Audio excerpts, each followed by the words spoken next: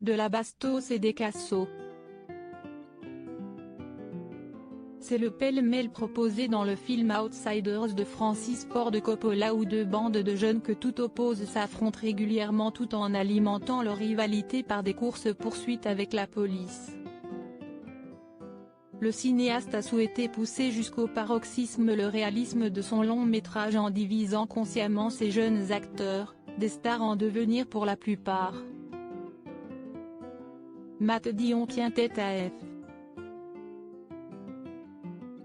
F. Coppola. L'année 1966 n'est pas des plus tranquilles à Tulsa, en Oklahoma. Les frères Curtis, composés de Ponyboy, Soda Pop et Darrell, appartiennent aux Grisés, des délinquants issus de quartiers défavorisés.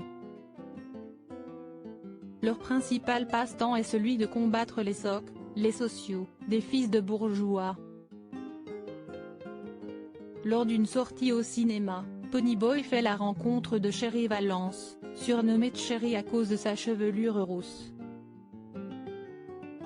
Alors qu'il se rapproche de celle qui essaie de le convaincre que tous les socs ne sont pas des mauvais garçons, son meilleur ami Johnny tue l'un d'eux lors d'une bagarre d'une rare violence.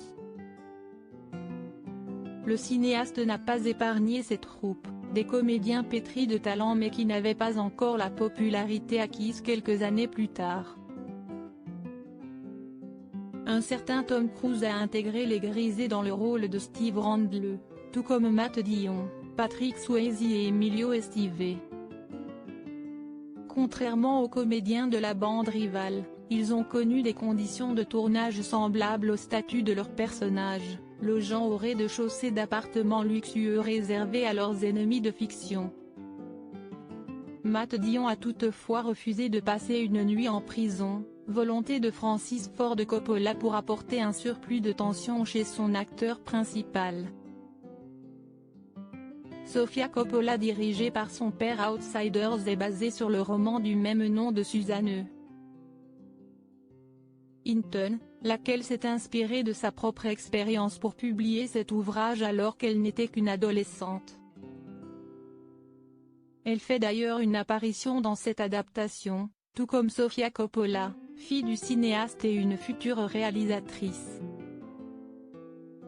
Outsiders est proposé ce lundi 5 octobre à 20h50 sur France 5 juste avant la rediffusion de C'est dans l'air et le deuxième film de la soirée, Un chien qui rapporte. Cette comédie, réalisée en 1932 par Jean Chou, compte à son casting, Arletty,